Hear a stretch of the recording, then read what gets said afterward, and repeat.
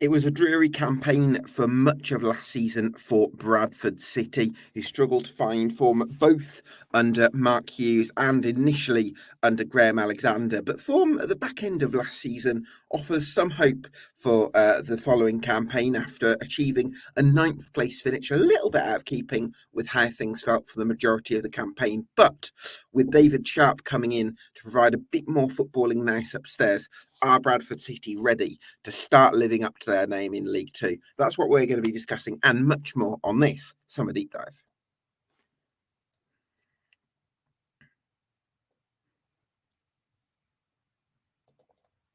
Yes, welcome along to this EFL Debate Summer Deep Dive. One of 72 we're doing across the EFL between mid-June and mid-July. Already a few uploaded for League Two to YouTube and to Spotify. So go and check those out. Give us a subscribe and maybe even a rating if you like. Once you're done with this one, for now, delighted to be joined by Ewan Hudson, who's a member of the Bradford City fan base, or who's a Bradford City fan. That would be a simpler way of saying it, wouldn't it? Ewan, thank you so much for joining us. How are you? I'm good, thank you. Thanks for having me on. I'm looking forward to the new season. Glad to be talking about it this early on. Yeah, absolutely. Bit of lots can still happen, of course, between now and the end of the window. But I wanted to get your reflections first of all, Ewan, on last season. Well, you mentioned there in the intro about Mark Hughes, and I went, God, was that really last season? Because it seems so long ago that we parted company with him and welcomed Graham Alexander to the club. That feels like eons ago, and I think that shows how, like you mentioned, last season really did drag until sort of the back end where we really started to pick up form. You could tell by the way sort of we were playing towards the start of the season that just it really wasn't working. The players weren't buying into the tactics of Mark Hughes, who I think the fans had sort of unilaterally agreed that his tactics were probably a bit ancient and maybe too complicated for this level. So seeing Graham Alexander's sort of hoofball tactics early on into his reign was a bit of fresh air, keeping it simple, going back to basics, really. But as the season progressed, we've seen Bradford play some really, really good football and actually, like you say, ending the season with a chance of getting the playoffs. Ultimately didn't, though. But as I think the second most informed side behind only Wrexham in the table. Yeah, absolutely. I think that must give you quite a bit of optimism. Does it change the feeling around Graham Alexander a little bit? Yeah, I think he's definitely going to have his critics for the way that he likes to play his football. Certainly the element of hit and hope is definitely a core part of the football that they play. But he does like to build his teams around these technical players who can provide that spark of brilliance. Whether you look at his time at Scunthorpe or at Fleetwood or at Bradford with the technical players that we do have, and it's about that quality that those players can deliver into the box that's key to his sides. So I definitely say there's a lot of hope around Bradford. Well, that's certainly very encouraging. I'm looking at the squad at the moment, Ewan, and for me, it's funny. We'll come on to what Bradford City need in the remainder of the window, of course, with 4 signings in already. I would say you only need 2 or 3 more players, and beyond that, you're probably looking at quite a bloated squad. So, and that's even with the possibility of someone like Bobby Poynton leaving, or maybe Jamie Walker. So, yeah, that's. Is looking you're already in a good place in terms of players under contract. Yeah, I mean, a massive talking point for Graham Alexander in the sort of the first week that he arrived was an emphasis on the transfer window and trimming the squad down. And we have already started with that. We've had about, I think, 10 players leave so far already in this window. French players who just simply did not get the chance to run under Mark Hughes or Graham Alexander. And like you say, most of the emphasis is on getting players out through the door and getting proven quality, or so we hope, through the door. Yeah, it is, and like you say, it is already a big squad with a lot of quality and depth off the bench, and that is a real strength, I think, of Bradford's side. Mm. Yeah, certainly looking that way. We'll start with the goalkeeping situation now. The club released a statement in mid-May, in the retained list, saying that Colin Doyle had been offered a new deal to be player goalkeeping coach for next season, obviously being back up to Sam Walker. Do you any idea? I think I've. Do you know if he's accepted that deal or what's happened there? I'm not sure if he has accepted it, but I will be surprised if he doesn't. I think he'll be going in a similar fashion to Matt Derbyshire, who obviously quasi retired at Bradford, only to come into a more important role in the staff. Okay. And I think it was exactly the same for Colin Doyle last season, in the sense that he was there as a goalkeeping coach. He was technically on the books as a player and Mm. did play multiple times in the EFL Cup, but uh, he was more important as a goalkeeper coach and as a member of staff than a player. And I think that'll be the case again this season, with the emphasis now definitely on the coaching side of things. That makes a lot of sense, and hopefully he can come in and be a safe pair of hands for the odd game where needed. But you've got Sam Walker there. I think I was a little bit doubtful about Sam Walker because I think since leaving Colchester, where he was very highly regarded in 2018, I think. He spent a lot of his career at higher levels being a backup, and I guess that's meant that he's lost a little bit of momentum. That's what I would have guessed, but actually, he's come straight in as an in-season signing for Bradford City, and he's been up and running straight away. Yeah, I think obviously it was always going to be a jarring transition between moving away from Harry Lewis, who was really regarded as some sort of godlike figure at Bradford for his short time there, into someone who was a relative, like you say, an unknown, who had spent a lot of his recent years as a backup. I think people sort of weren't too disappointed to see Harry Lewis go, especially because we'd seen him get his head turned in the summer window when it looked like Barnsley were going to swoop in and sign him. And he wasn't really, I think, the same goalkeeper for the months that followed until the winter window. Certainly not the keeper that got Bradford into the playoffs the season before. So yeah, Sam Walker, a bit of an unknown to start with, but he really, really proved himself to the fans who were sceptical. He obviously, I think he's relished the chance to come back into first team football, and he's really, enjoyed his time at the club so far. Yeah, well, hopefully that can continue because it sounds like he could have a big part to play next season.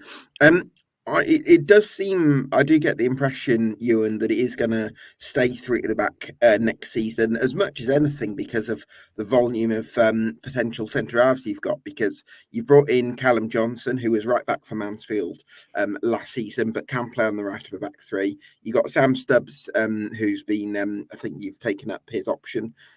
You've got Ash Taylor, technically is still on the books, although No, he's gone now. oh, he's officially gone. He's Okay. officially gone now. Okay, so Um, Callum Johnson, you got Sam Stubbs, you got Ciaran Kelly's there, you got Lewis Richards, I think, Neil Byrne, and Aidan Baldwin. So that's you got six players who could play centre half. yeah, obviously the emphasis I think has been on moving away from the sort of the cumbersome players that we've had in the squad, like your Ash Taylors, unfortunately, as beloved as he was, sort of in small corners of the clubs.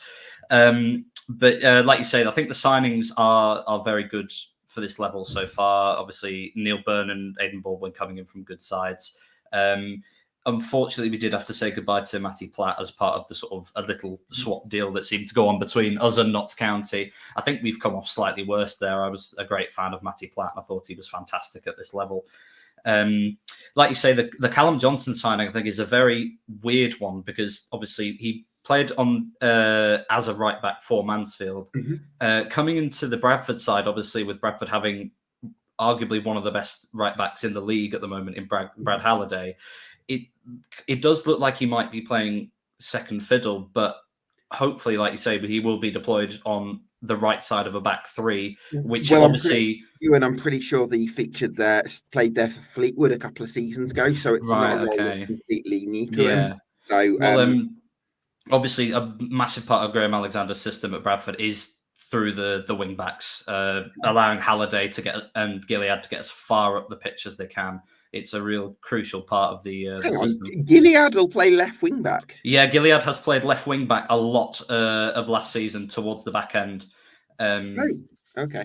He obviously started as a left winger when he was Yeah. on loan from Newcastle, but since dropping in, he obviously plays central midfield for Bradford a lot of the time, but has been known to pop up at left wing back, and I personally really like him in that position. I think he still has those qualities of a winger, but has the central sort of level-headedness of a player who can defend when he needs to. Okay. Do you know what? I completely missed that for some reason. I thought he was still playing in midfield. Okay, so Gilead's left wing back. So I guess that centre back position then, let's just kind of firm up on that, because are we thinking Lewis Richards will be part of the squad next season, or do you think he could be offloaded? I wasn't too impressed with him in the time that I saw him. I think he did improve as obviously the squad gelled under Graham Alexander. I wouldn't be certain of him starting, because I think Graham Alexander does like to play with some really sort of old-fashioned, so we say, centre backs who really shore things up and are brick walls rather than mobile players who like to play the ball long. I'm not sure. I think it will need to wait till next month when we start to see friendlies to see Okay. what players will start in those positions. Mm. But I would guess Sam Stubbs will play in the centre with probably, like you say, Callum Johnson on one side and maybe Baldwin or the Neil Byrne on the other side. Well, Neil Byrne, I would say, is more of a specialist middle centre back. I'm not sure Neil Byrne is going to be quick enough to play on the left of a back three, especially if you've got someone like Gilead playing left wing back who's going to want to get forward. For me, I think Byrne's been signed as a middle centre half personally. Well, Stubbs has been known to play that side of centre back, Okay. so he could play there as well. It Okay. like I say, is really up in the air. This is the benefit of having a large squad. I think Yeah. it does really push players to perform and push them into interesting positions as well. Yeah, would you know what? It's going to be really interesting, the centre half competition, because I look at it. I look at Callum Johnson, I look at Sam Stubbs, I look at Ciaran Kelly, I look at Neil Byrne and Aidan Baldwin. Those are 5 defenders there who I don't think you'd be disappointed if any one of those 5 were starting. Conversely, I suspect any one of those 5 might be disappointed if they weren't going to be starting. So that's going to make the competition, I think, really interesting.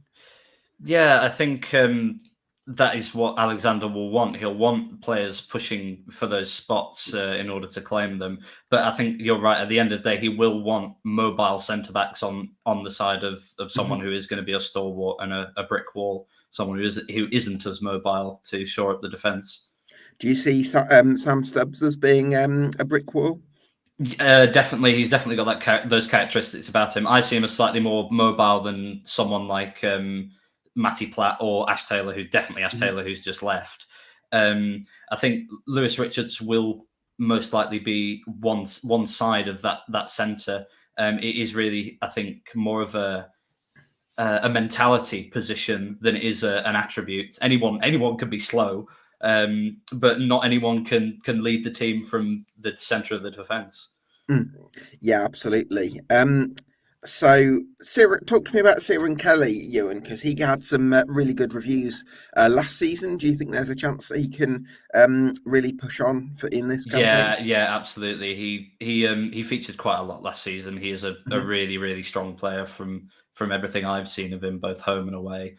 And I think again he fits that Graham Alexander team style of centre backs who like to carry the ball a bit before they do inevitably send it long. And he fits that sort of dynamic of playing with the wing backs as key elements of the team. Like I say, he's someone I would see as who would definitely prefer to play out of the centre of the 3, but has the leadership and attributes to play in that central spot. Yeah, I think that central spot though is going to be again, like we mentioned, so competitive because you've got Sam Stubbs there, Neil Byrne, and Aidan Baldwin. I think quite often played in the middle of the three for Notts County as well. So yeah, it's going to be really interesting to see how Graham Alexander lines things up in pre-season. But I think what's most important is that you've got a good crop of defenders there, and that's going to make a difference over the course of the whole season. And hopefully injuries won't be too much of a problem because of the cover that you've got. So talk to me about Brad Halliday last season, Ewan, because he was arguably one the best right wing back or right back in the league last season. Yeah, well, he definitely deserved his position in the team of the season. Thoroughly deserved it. So under the Hughes era, he did start to become that sort of right wing back player as Bradford sort of moved between back fours and back threes. At the end of the Hughes reign, we were playing a back three, but obviously the promotion, the playoff campaign was a back four system, but it heavily featured Brad Halliday, with most of the cross goals that Andy Cook was scoring coming from that right hand side and the boot of Brad Halliday. He's fantastic to watch. I think his defensive game has improved massively since Graham Alexander's come in. Because I think we in the Hughes era we sort of saw him loitering. When we had the ball, we saw him sort of loitering on the sort of the 40-yard mark outside the opposition box, waiting to put balls in. Obviously, because we were holding on to the ball a lot more, the possession style of football. But now that we play a lot more on the transition, especially away from home, we're seeing him bomb up and down the right-hand side a lot more, coming back to defend, but then popping up with important goals as well when needed. Yeah, well, hopefully you can continue to do that, and it's great to see that Brad Halliday has stayed, because I'm sure that he would have had offers, possibly in League One. So the fact that he's committed to the club suggests that he feels like he's found a bit of a home in West Yorkshire, and long may that continue. Central midfield is an area that really intrigues me, Ewan, because you've got, I suppose, Alex Gilead would kind of bit more if he's going to play left wing back, then takes him out of the equation a bit more. But you've got Richie Smallwood there. Kevin McDonald, I'd expect to play a peripheral role, sort of in terms of on the pitch. Yeah. But you've also brought in Anthony Sarcevic from Stockport, and Alex Patterson could be a bit of a new signing as well if you're getting him back from injury. Yeah, it is all change in the midfield. Gilead did play a lot in midfield because it released Smallwood a little as well. Because Gilead really plays as a box-to-box midfielder when he sits in that midfield, which allows Smallwood to hold deep or come forward and dictate the play more. Because of injuries, Gilead did end up playing left wing back a bit, but that is another position that I would expect Lewis Richards to be able to play in next season as well. With the departure of Liam Rydhall as well, I think Bradford have needed a good left wing back for a long time. Since Matty Folds left, really, I think, to Harrogate, as he was probably the last really good left wing back I think they had. Even so, I suppose I remember the days when you had James Meredith as your first choice left back, and then you had Greg Lee competing with him. That wasn't bad. Greg Lee never got going at Bradford, sadly, but he clearly had the potential. No, midfield focus. It is a really contentious position again. The signing of Sarcevic is massive. I mean, we can't really overlook it is really the landmark signing, and it was, I think, moreover a statement of not only the ownership dipping into their pockets, but do the you think David Sharp era. Pockets, Ewan, to he's signing as a self-funded club. Obviously, it is a free transfer, but you have to look at sort of the wage packet of a player like that who is, has played in League One and has that quality about him. He is obviously a travel player with heaps of experience. It's impossible to say if the owners did dip into their pockets, but it is really a statement signing of, okay, well, we've heard the cries. Let's put our foot down and let's make some moves. Sure. And again, with him playing a more attacking role in the team, is another reason why I think possibly we could be seeing Gilead drop into left wing back, because I would reckon that Sarcevic would start alongside Smallwood in that midfield. again playing a sort of similar attacking role to allow Richie Smallwood to dictate the play from behind. Yeah, I mean, when Anthony Sarcevic was at Stockport last season, he often played at the tip of the diamond, basically being the main presser, if you like, sort of Yeah. leading it. And certainly, I would certainly back him from a physical point of view to maintain his levels, even if he is the other side of 30 now, because he is a bit of an athlete and someone who I think. Yeah, I back him to have the stamina that you need. But I also feel like with Richie Smallwood, um, you need you need to make sure that there's players that he doesn't become isolated. Because let's say you end up with two attacking midfielders or two forward-thinking midfielders, you've got to make sure that Richie Smallwood isn't your sole number six, so that when there's counter-attacks through the middle, he becomes so exposed. So that would be my one sort of question mark: how you combat that. Yeah, I think like I've been talking about obviously a lot about the transition from the Hughes era to the Alexander era. And in the Hughes era, when we were holding onto the ball a lot, Smallwood didn't really need to do anything other than provide a danger from crossing from outside the box and dictating the play, splaying passes across the pitch. But with Alexander's more active role for him, I think he's improved his game massively. Not set pieces, his set pieces are still terrible, but I think he's really improved on the transition, stopping counterattacks and things like that. Okay. One of the things I've noticed, especially away from home, is his physicality. He doesn't shy away from getting stuck in, which I think was a real criticism of him when he first arrived at the club in Yeah, do you 2022. know what? And that's kind of that reticence to get stuck in was kind of something that surprised me because if we look at okay, at Bradford he's become a bit more of a playmaker, but previously in his career, certainly at Rotherham, you saw him as a kind of a Rottweiler who would always be constantly be breaking things up.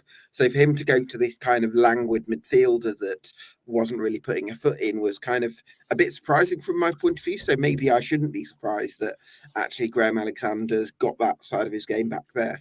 Yeah, well, I think, like I say, the Hughes style of football was very much a possession-based control of the game, where Bradford would wait before finding their chances and scoring their Mm-hmm. goals. But the Alexander style is a lot more free, and I wouldn't be surprised if Smallwood has sort of had his chain released, sort of in that metaphorical sense, because he has improved massively, I think, in terms of his physicality at this level, which was a massive criticism from fans. Yeah, well, that's certainly a big plus.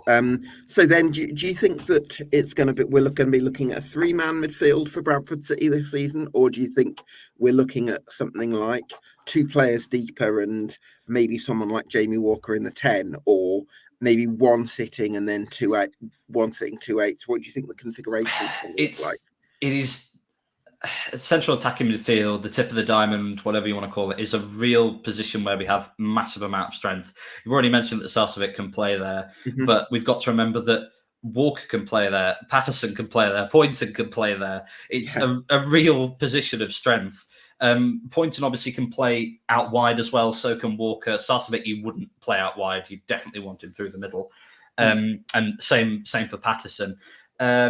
It But really just depends. to point out, though, Ewan, if you operate with wide players as well as wing backs, then obviously that Yeah, means that you can't play with a number 10 because you've already got three at the back. So, yeah. Well, we could play two in midfield, which we did do for slight amounts of last season, seeing Gilead and Smallwood in there on their own, and then mm. Walker on one side, Cook on the other, and then Tyler Smith playing off the right as well. But Oh, yeah.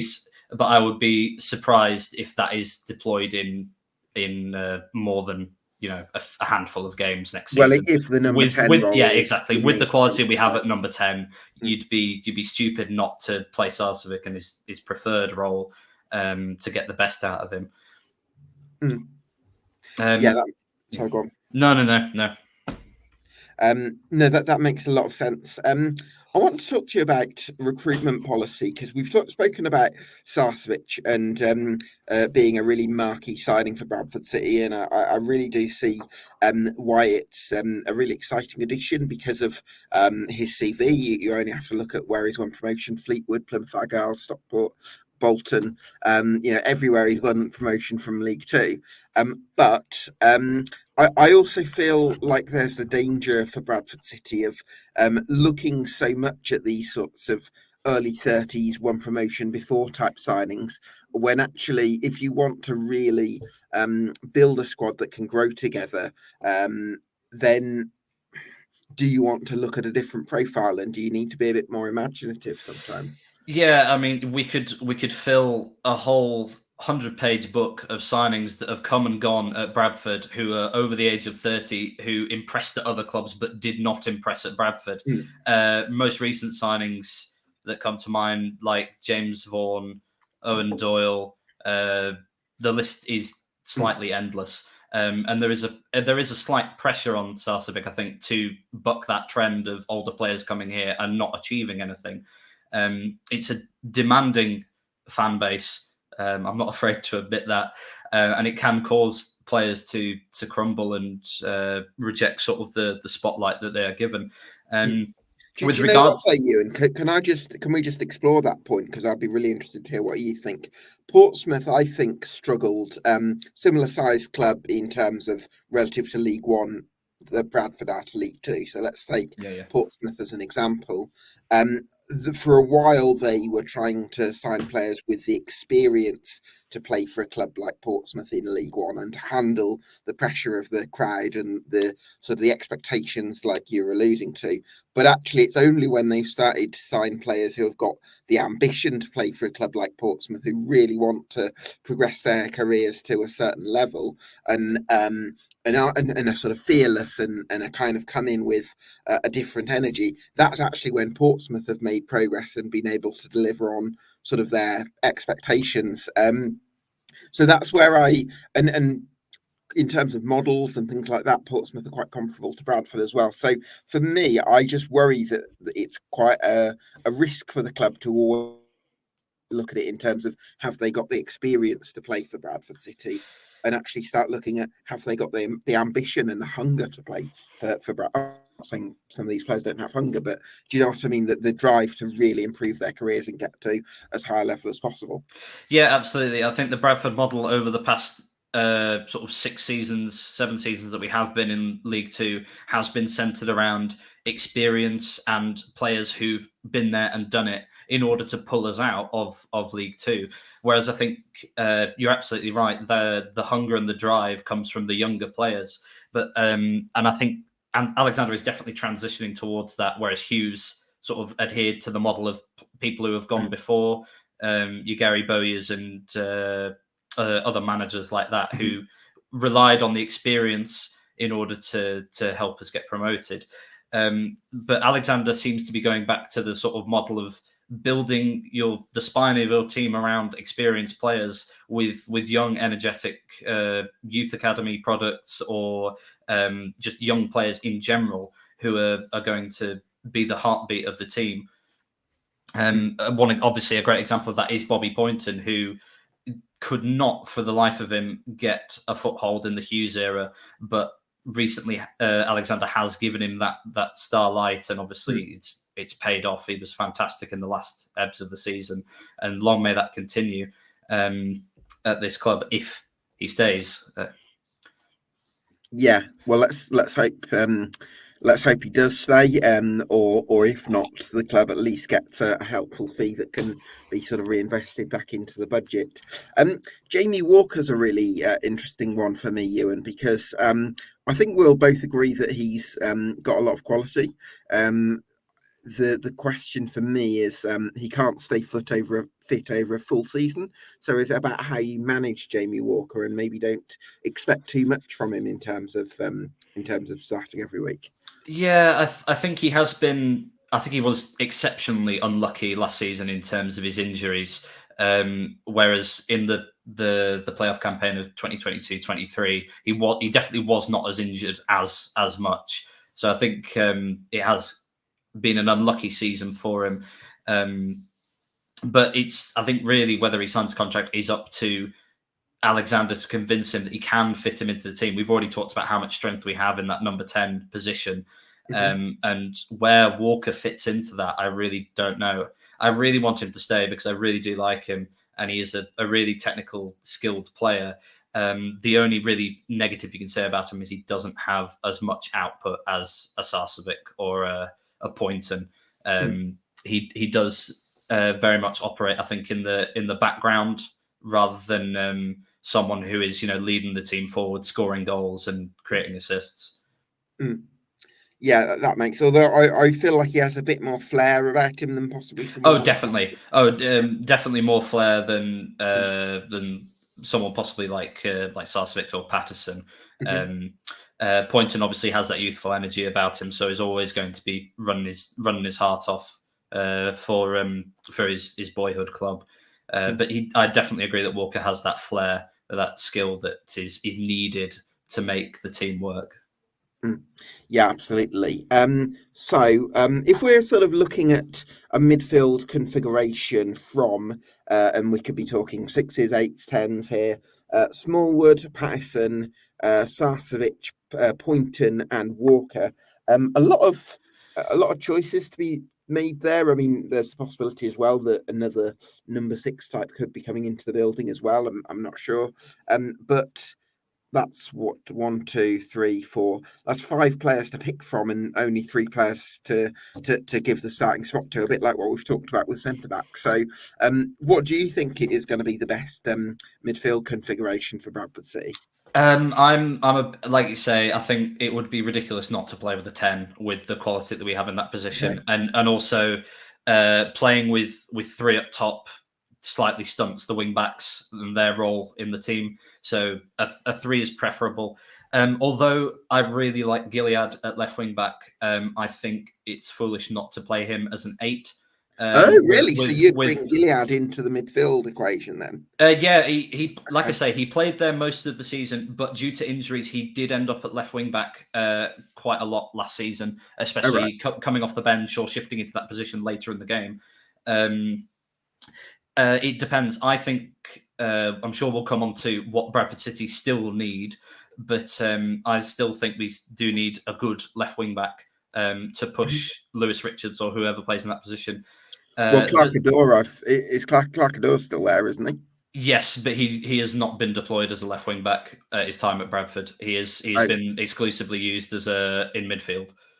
Oh right, okay. So Clarkador. Yeah, he does. I know. Obviously, he does have positional experience there with Barnsley, but no, we haven't utilised him as a left wing back. Oh, okay, right.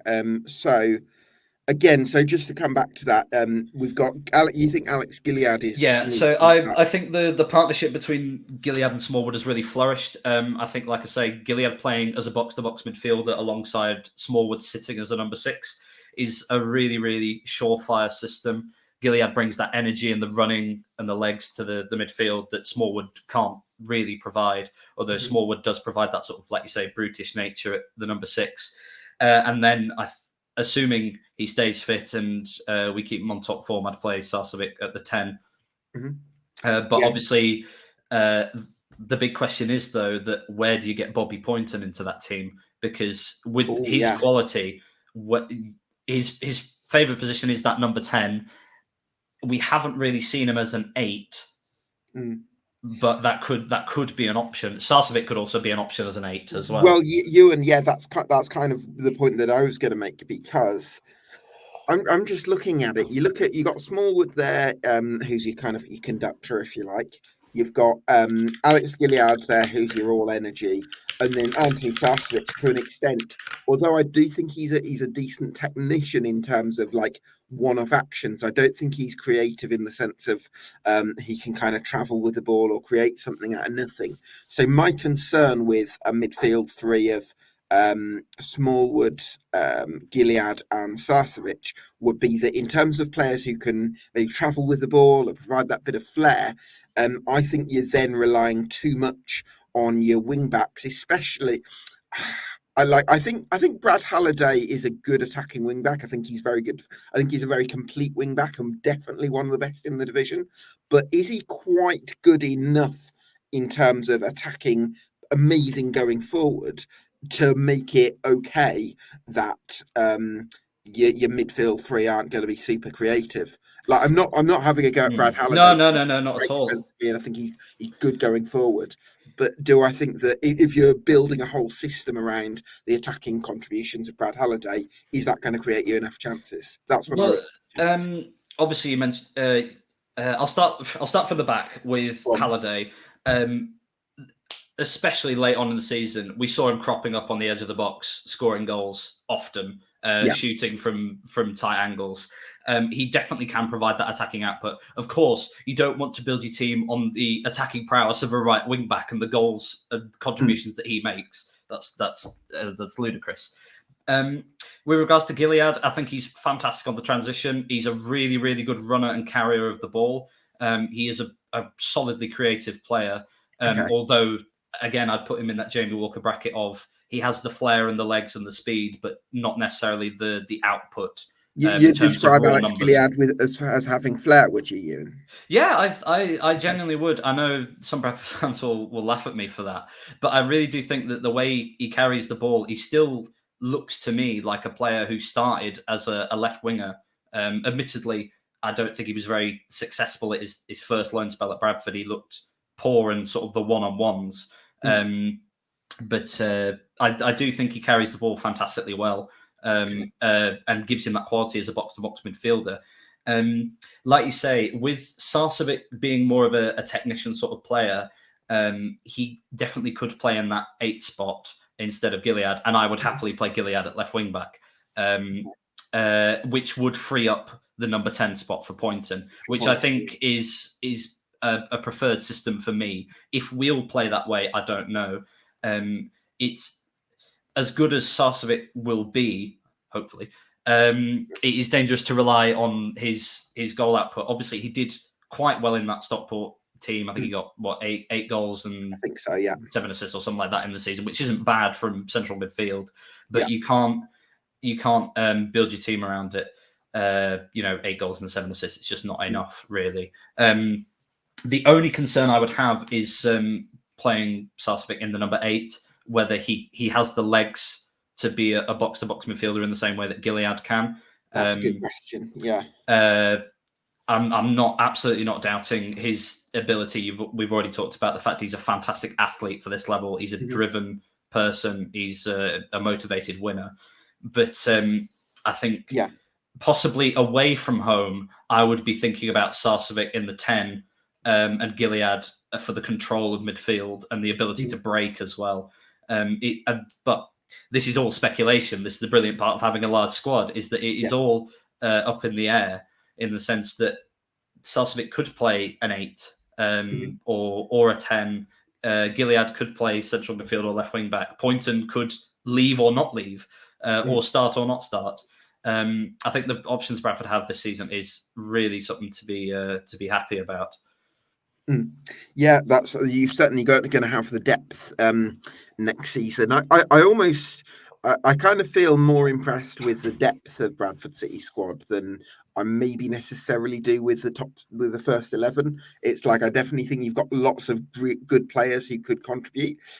Whether I see a top 7 first 11, I think is. I think that's going to be the question. Gilead's right-footed, right? So he's playing left wing back. So how has he made it work at left wing back? Having to, I guess it's more difficult, isn't it? Because you want to not. Knowing Alex Gilead, I imagine he wants to knock the ball ahead of his opponents. But then, does that make it harder? Because somehow I don't quite know how to sort of verbalize this, but it's harder to run directly if you're playing on attack. Yeah, absolutely. We've seen this. We saw this for England against Bosnia with Kieran Trippier playing left back rather than right back. Because he had to cut back in order to cross with his right foot, because he couldn't run for the byline because he can't cross with his left foot because he's right-footed. Sure. Gilead can use both feet, often does. In terms of running to the byline, as in a back 5 system when you're playing with wing backs, I would never expect Halliday to be running for the touch. The byline and crossing towards the back post. I'm expecting him to cross from the edge of the 18-yard box, sort of arcing over, rather than running to the byline like a winger.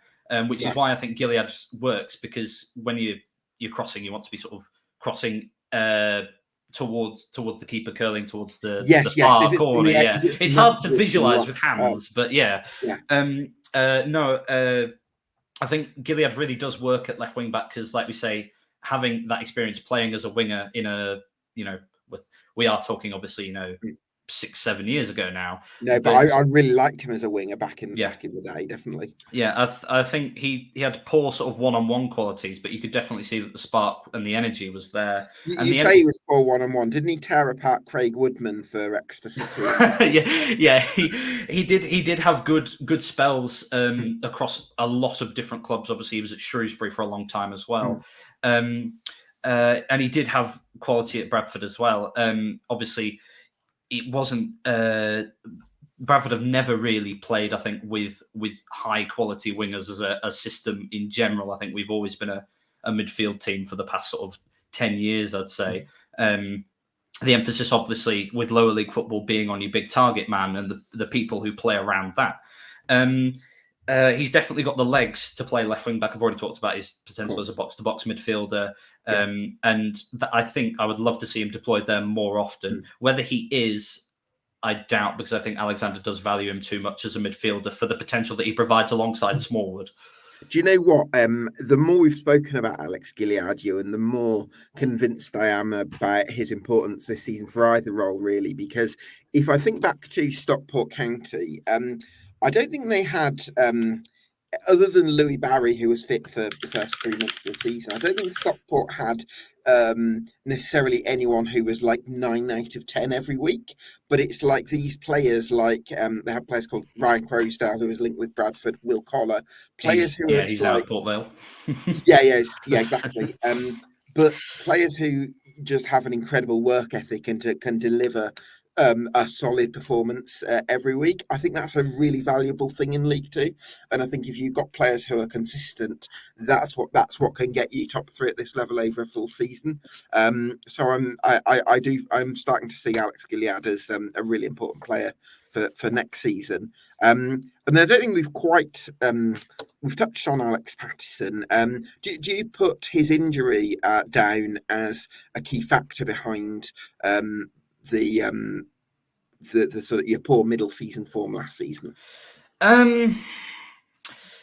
Potentially. When I first saw him in pre-season, he scored the opening goal in the first pre-season outing away at Bury, and I was really impressed with him. I thought he ran the midfield. He scored a great goal as well, and it did seem like he was going to have that impact. I think he scored on the opening day as well against Crewe, I believe.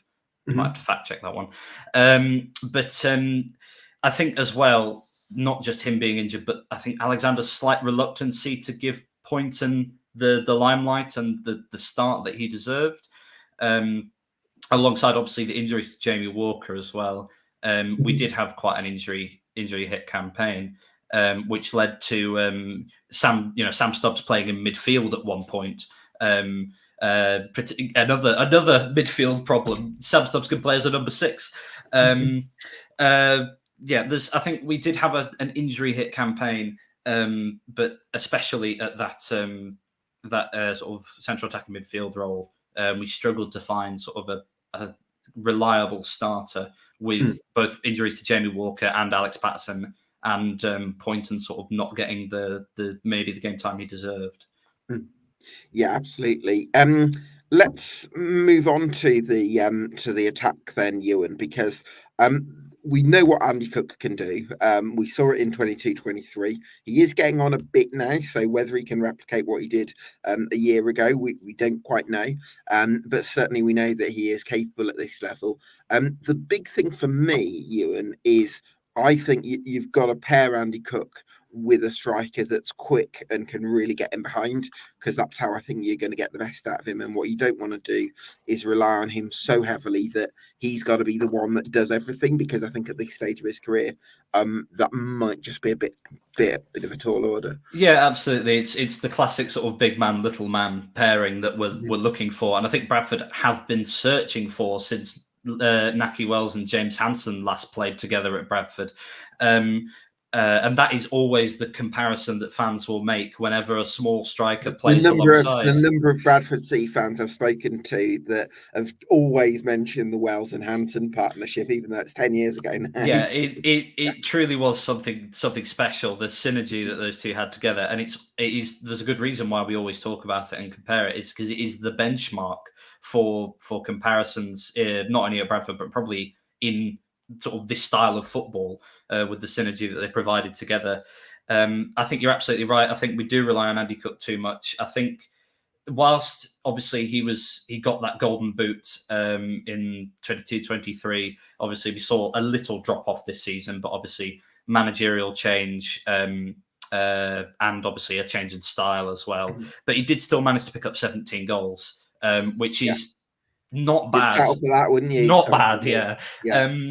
I think the reliance definitely has been taken off him. I've been really impressed with the contributions from other players this season. But I still think we're looking for a striker who can play alongside him. Tyler Smith is potentially that player. He has had spells where I've really been impressed with him. Goals away at Doncaster and away at Barrow as well. Really sort of prove his ability to play in that sort of system. He's a willing runner. He's quite fast. He's agile, nimble. He fits the build. It's whether he has the quality and the know-how to play alongside Andy Cook. Let's hope he can do that. But you've got quite a few other strikers, 5 according to my notes, under contract for next season. So it's possible one of them could get offloaded. For me,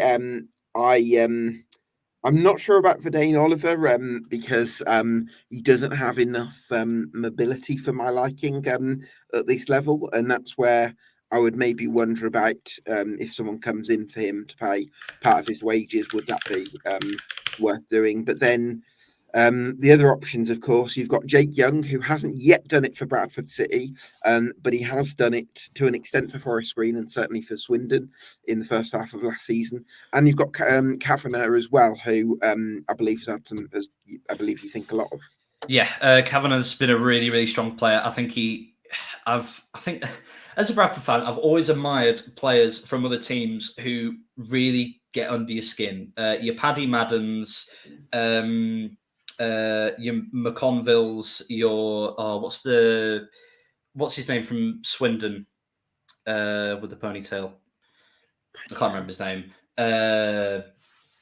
Anyway, just players like that who really do get under your skin. Harry McCurdy. Harry McCurdy.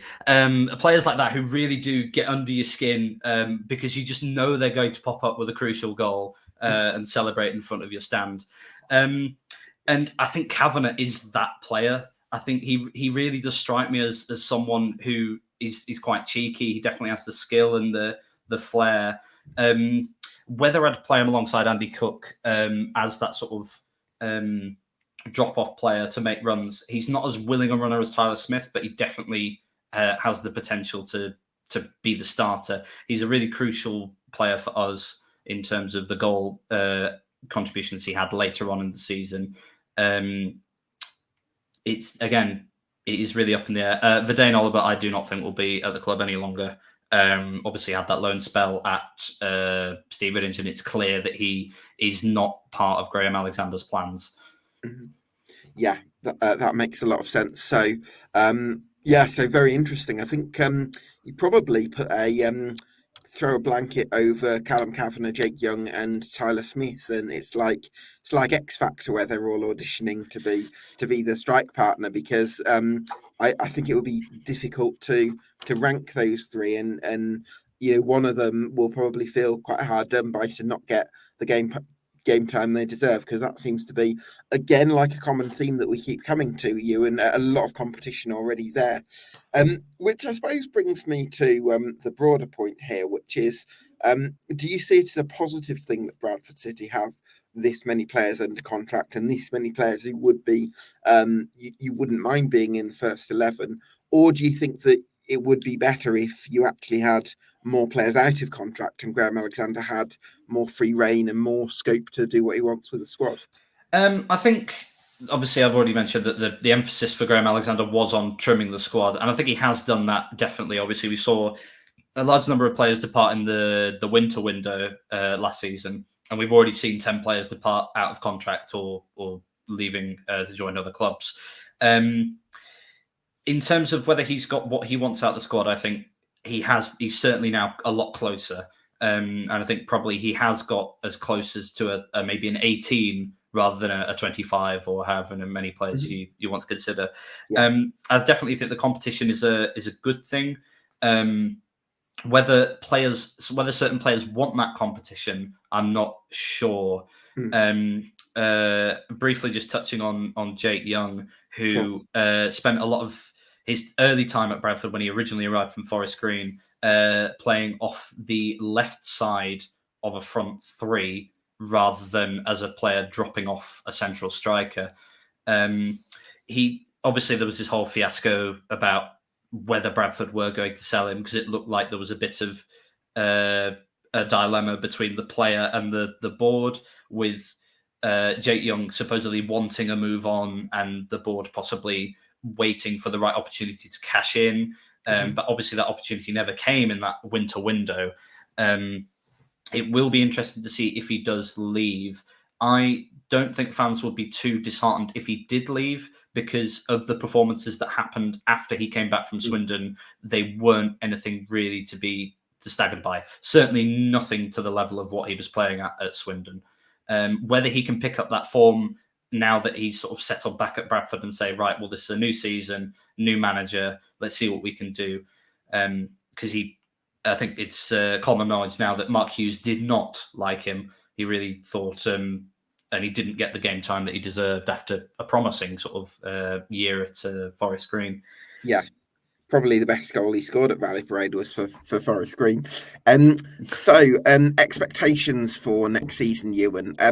Do you see top seven as an expectation next season, or as just a target? And actually, you could still have a good enough season if you finished in the top 10 and made progress in other areas.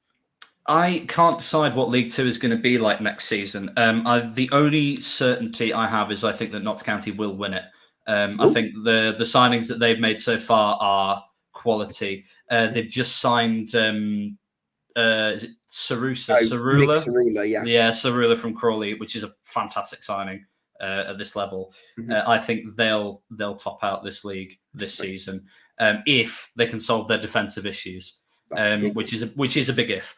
In terms of Bradford, you're looking at the teams who failed in the playoff race. So your Doncasters, your Crawleys, your Crews, and your MK Dons, as to whether they can continue the momentum. I definitely think Doncaster have got a chance of going up this season as well. Bradford are another team in that sort of momentum category that will want to push on after an almost season last time out. I'd hate to put a position on it, so I'd say that playoffs is the target, not the expectation. Okay. I guess we've got to touch on where do you feel Bradford City are at as a club in terms of the people running it? I think the bringing David Sharp is obviously really positive. Hmm. It's a step in the right direction. Obviously, we've had a little bit of dialogue recently with the ownership. We had a small protest that was followed by a message from the owner and him agreeing to come over and do a fans forum as well. Right.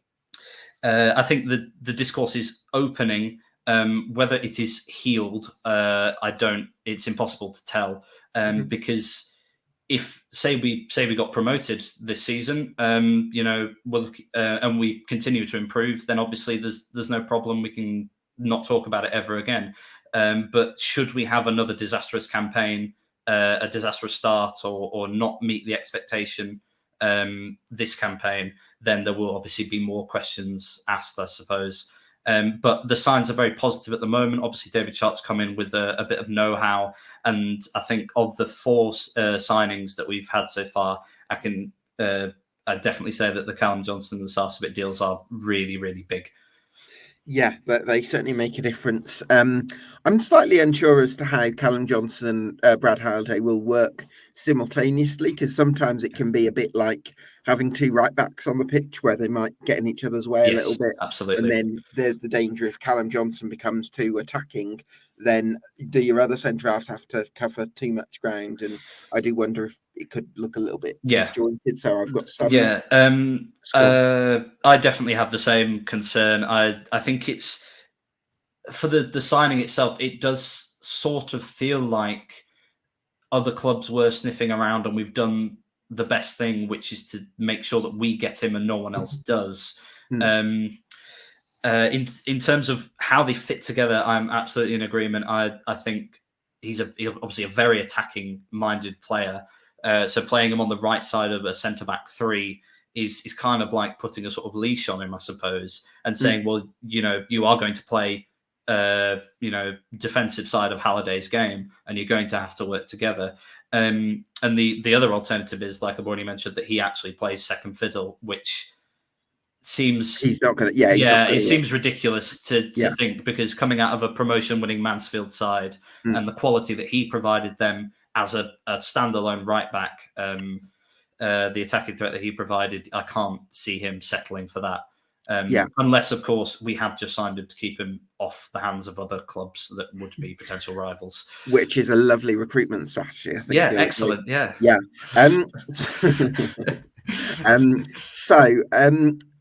What was I going to say? Let's just condense everything that we've discussed on this podcast, Ewan, and talk about the big reasons to believe you'll meet your ambitions for next season. The obvious one for me is Andy Cook and how good we know he can be. Yeah, we always know that he's going to be a threat. He's a centre-back's worst nightmare. You know he's going to be physical. Again, he's that sort of cheeky player who loves to score big goals and really get underneath the opposition's skin. He is a big game player, and I predict he will continue to provide for Bradford.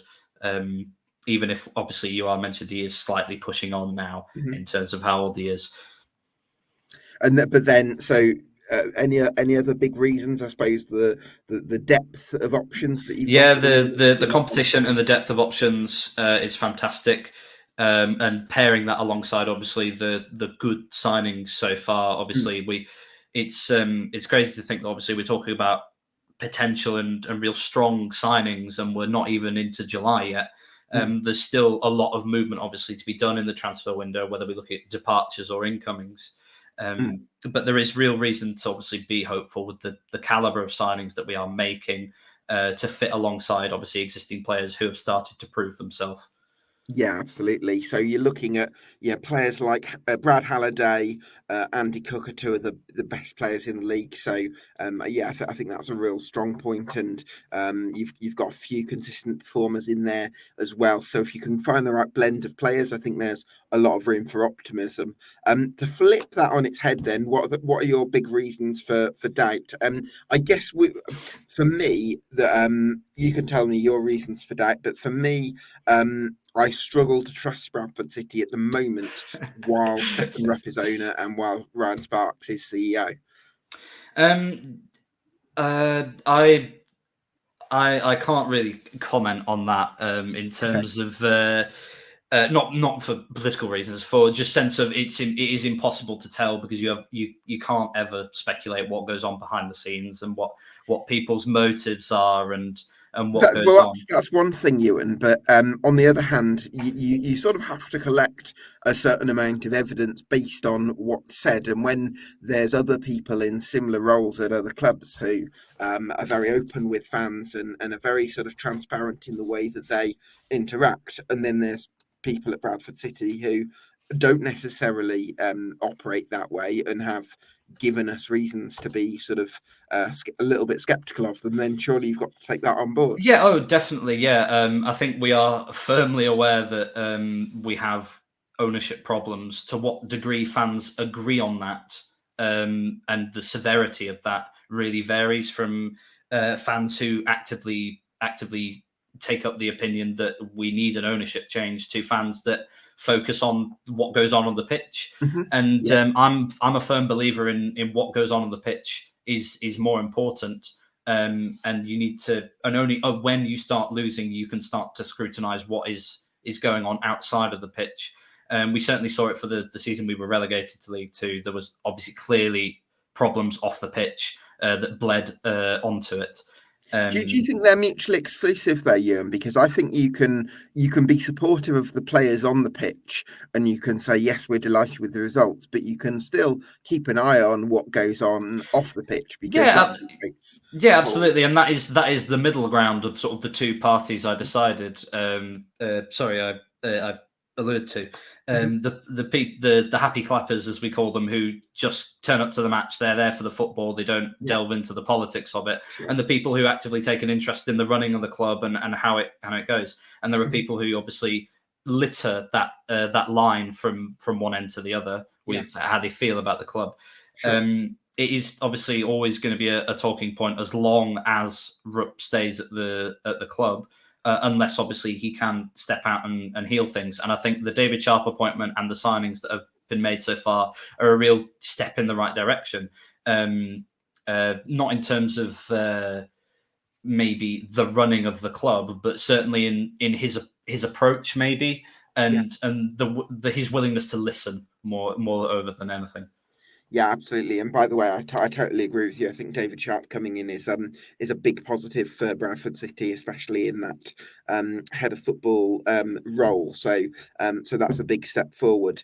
But I'll come back to it then, Ewan. What are your main reasons for doubt about your ambitions if it's not for my main reason for that is we've been here before. How many times have we come into a Bradford season thinking, we've got a really good squad, there's promise.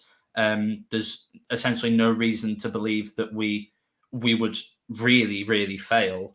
And like I say, with Sarcevic bucking the trend of experienced players coming in who have travelled sort of the EFL collecting accolades and goals, only to sort of not really show themselves at Valley Parade. It's up to Sarcevic to buck the trend. I have no doubt that he will, because he is a born winner. Another reason for the success, like you say, is obviously the problems off the field. But if we focus on football on the field, I think the real reason to believe is the momentum and whether we can keep that is a talking point. Obviously, we've got to start positively. I think that's going to be a real key important thing. Is the team that starts the strongest next season will really be able to kick on with the teams around them. Well, hopefully that can be Bradford City. Ewan, too early for a prediction, obviously, because so much can change in terms of the transfer window.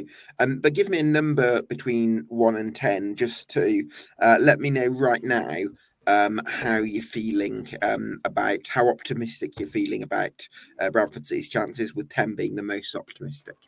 I think I'm going to go 8. I was going to say 7, but I'm going to go slightly higher with 8 rather than 7, on the basis that relations off the pitch do seem to be healing slightly. There's discourse and channels are opening. The signings have been positive. And I think in general, I'm just really looking forward to this season, because it's unlike last season where it was clear that Mansfield, Wrexham and Stockport were going to be battling it out for the top 3. I think this year is going to be so much more open, and I'm really looking forward to the football. Well, hopefully they can live up to that. Listen, Ewan, thank you so much for your time. I really appreciate your insight on the Bantams. Thanks to you for watching at home. This has been the EFL Debate, summer deep dive on Bradford City with Ewan Hudson. We'll see you again very, very soon.